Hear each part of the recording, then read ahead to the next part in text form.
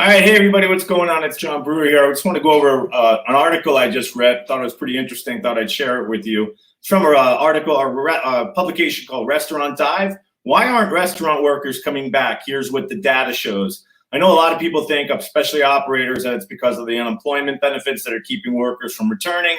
But various reports are showing the staffing shortage is a lot more complicated than that. Some of the information that's coming out right now, I want to share that with you. I thought this was an interesting graph. These are all the application versus employment. So if you take a look at this, number of postings versus number of applications. Wow, barback's a pretty popular job right now. And I used to be a barback, so it's kind of interesting to see that. Barbacks are usually younger guys that want to become bartenders. So if you look at that, the bartenders are actually on the lower end there. Cooks, look at that. How many applications to how many people? They're saying right now that cooks, 25% of restaurants are short on cooks. And if you look at that, look at the applications for line cook all the way on the left there. Not many people looking to cook right now.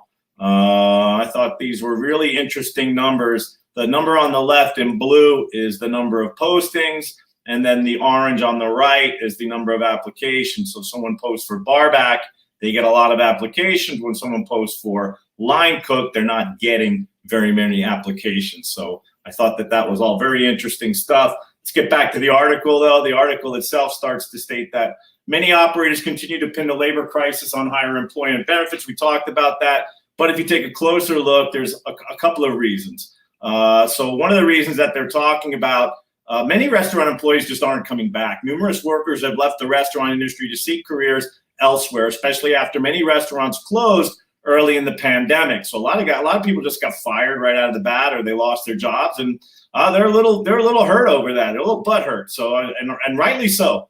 With this new pandemic and everything that's going on now, being in the food service industry, being in the nightclub industry, being in anything where you rely on a high volume of people to be close together, bartending, barbacking, all those jobs, servers, where you really focused on volume, are going to be not as desirable. I mean, why take that chance? 50% of hourly workers said they have changed industries in the past year, while 33% would like to do so. So that's almost half of your hospitality force right there. 30% of former restaurant employees found office positions. I find that in 30% of people that worked in the restaurant business went to office positions. That's a big number. And 17% went into teaching or education. So that's almost half right there that either went into office positions or went into teaching or education, basically throwing in the towel on hospitality.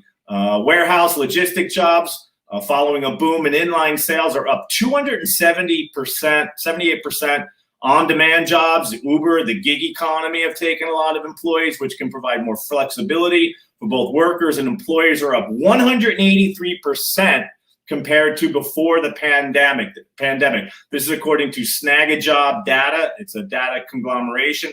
Most workers are leaving the restaurant industry for these three reasons. They're leaving to receive higher pay, 28%.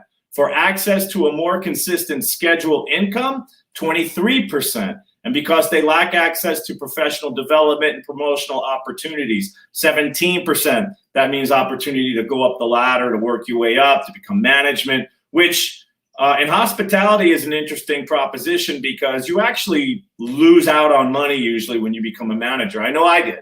I was making really good money as a bartender, and then when I went full-time into management in Las Vegas, I actually wound up losing money because you're getting paid on salary and your hours go up a lot. You know, they basically own you after that. Once they get you on salary, there is no such thing as overtime. You're working 60 hours a week. If there's a special event, you're not going to make any more money, but they are going to.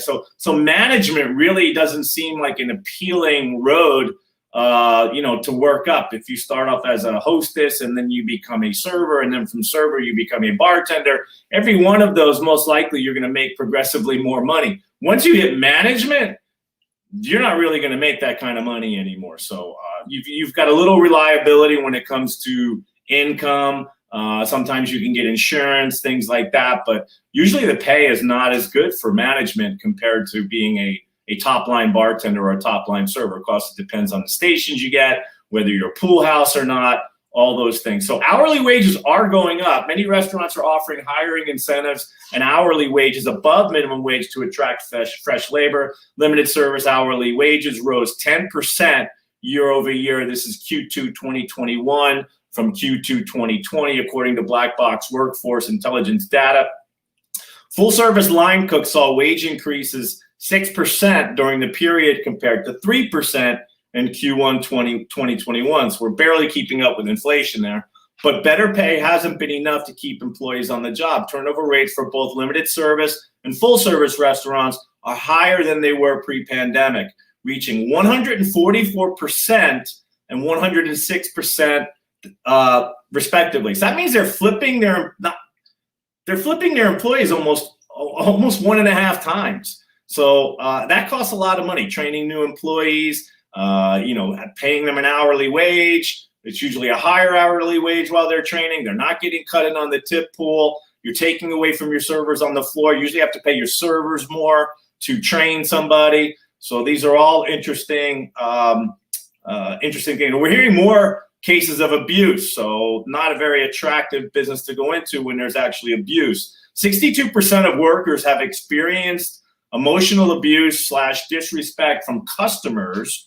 That's 62%. And I know we did an article, we talked about that a while back about how something seems to be going on with people's expectations when they go out to work or go out to dine right now.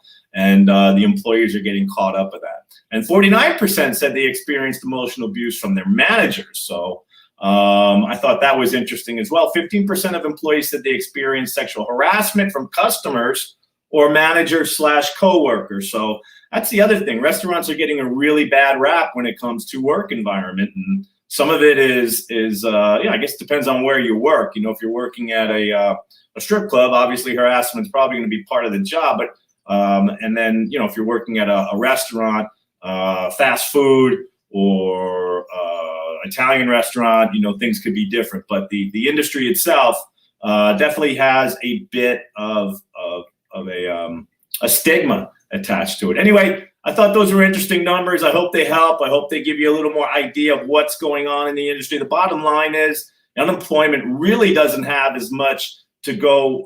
Unemployment benefits really don't have as much to have to do with this labor force thing. And you're seeing it in other areas as well, as does other factors, which is people wanting more pay, people wanting more flexible hours, and people moving out of that restaurant and into more office type work and teaching and education, which we can always use good teachers. So anyway, I hope this helped you guys out. I hope you have a fantastic day. Stick with our restaurants. Go to your mom and pops. Let's show them we love them and take photos and throw it up here. All right, you guys take care. Have a great day.